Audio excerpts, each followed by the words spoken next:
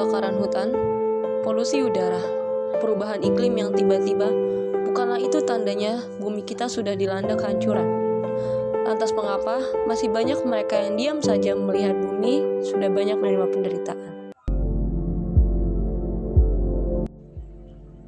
Assalamualaikum warahmatullahi wabarakatuh. Perkenalkan, saya Nabila Zarika Sugiarto dari Program Studi Pendidikan Agama Islam Fakultas Ilmu Sosial dan Hukum Universitas Negeri Jakarta. Pada video kali ini, aku akan mengajak teman-teman untuk sedikit membahas tentang studi kasus dari pandangan filsafat ilmu. Pernahkah teman-teman berpikir, mengapa adanya perbedaan pendapat dari suatu organisasi? Bukanlah suatu organisasi yang bergerak di bidang yang sama. Namun ini organisasi yang bergerak di bidang yang sama, yaitu bidang keagamaan. Pernah kita berpikir mengapa masih ada organisasi keagamaan yang acuh tak acuh terkait masalah dalam bumi ini? Ada yang menganggap perubahan iklim bukanlah suatu hal yang harus mereka bahas. Namun, ada juga yang menjadi garis terdepan, yang berdiri di garis terdepan untuk membantu memberikan kampanye lingkungan, memperjuangkan lingkungan, menanam pohon, serta mendidik umat untuk bertanggung jawab menjaga bumi. Padahal seharusnya organisasi keagamaan memiliki tujuan, visi, misi yang sama. Mereka sama-sama membantu umat untuk menuju akhirat. Di dunia yang kian panas oleh populasi dan juga ego manusia, pernahkah kita berpikir, mengapa masih banyak dari kita yang menutup mata tentang penderitaan bumi? Filsafat ilmu mengajarkan kita tentang epistemologi, dari mana ilmu pengetahuan kita berasal.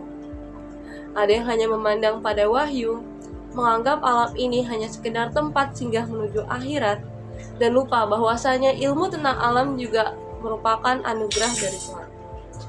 Namun ada pula yang membuka mata terhadap sains, menggabungkan wahyu dan pengetahuan empiris, meyakini bahwa tugas manusia bukan hanya beribadah, namun juga menjaga bumi. Dapat kita lihat organisasi pertama, mereka mempercayai bahwa kebenaran mutlak hanyalah datang dari wahyu. Sedangkan pada organisasi kedua, dapat kita lihat bahwa mereka berpikir wahyu bukanlah kebenaran yang mutlak.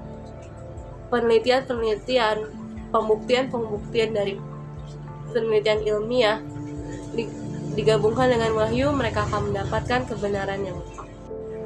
Dan jika kita merenung tentang ontologi, pernah kita memikirkan apa hakikat alam ini terhadap manusia? Apakah alam ini hanya sekedar benda mati atau saksi cinta Tuhan terhadap makhluknya? Jika kita memikirkannya sebagai ciptaan yang berharga, bukankah merusaknya berarti kita menghilangkan amanah, mengkhianati amanah yang sudah kita peroleh sebagai khalifah di muka bumi ini? Kerusakan seperti pemanasan global bukanlah hal kecil yang dapat kita hindari. Bukanlah hal kecil yang dapat kita sepelekan. Karena pemanasan global sebagai fenomena alam yang berdampak pada eksistensi manusia dan juga ekosistem bumi. Lalu mengapa ada perbedaan pandangan terkait fenomena berikut? Perbedaan sikap, perbedaan pandangan ini lahir dari pandangan ontologi yang berbeda tentang hubungan manusia dengan alam. Organisasi pertama melihat bahwa alam hanya dianggap sekunder atau instrumen belaka. Menjaga alam bukanlah prioritas utama dalam misi keagamaan. Sedangkan organisasi kedua berpikir bahwa memahami alam sebagai bagian dari ciptaan yang memiliki nilai intrinsik, sehingga menjaga lingkungan merupakan bagian dari ibadah dan juga moralitas. Dan akhirnya kita bertanya pada aksiologi, apa guna ilmu pengetahuan jika tidak membawa manfaat dan kebaikan?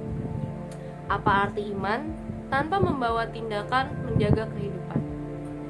Mereka yang berfokus pada iman dan juga keselamatan akhirat cenderung menomorsatukan aspek ritual spiritual.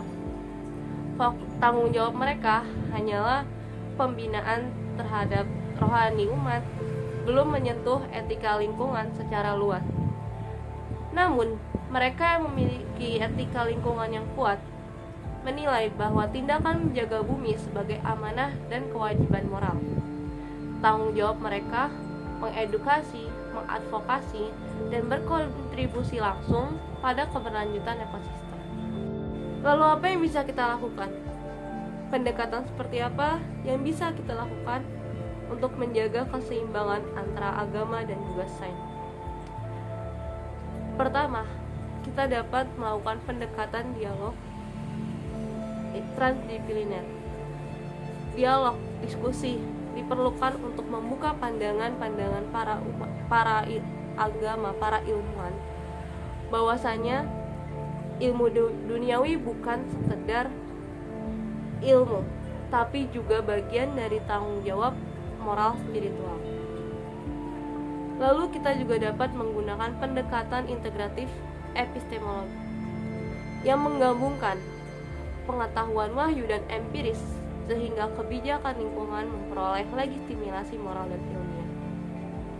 Pendekatan-pendekatan lainnya seperti aksiologis yang berbasis etika agama menunjukkan bahwa ajaran agama sejalan dengan pelestarian lingkungan, seperti konsep khalifah fil ard dalam Islam atau stewardship dalam tradisi Kristen. Mungkin di antara kita perlu ada yang mengingatkan bahwa agama dan juga sains bukanlah musuh. Mereka saudara. Sains memberikan data, agama memberikan makna. Dan jika keduanya berjalan bersama, kita akan mampu menjaga bumi ini bukan hanya dengan aturan, tapi dengan cinta dan tanggung jawab spiritual. Albert Einstein pernah mengatakan bahwa ilmu tanpa agama lumpuh, agama tanpa ilmu pengetahuan adalah buta. Karena pada akhirnya, Tuhan tak hanya akan bertanya seberapa khusyuk ibadahmu, tapi juga apa yang telah kau lakukan untuk menjaga bumiku, rumah bagi semua makhluk ciptaan. Jadi mari kita mulai dari diri kita sendiri untuk menjaga bumi ini dari kerusakan yang lebih parah. Terima kasih. Wassalamualaikum warahmatullahi wabarakatuh.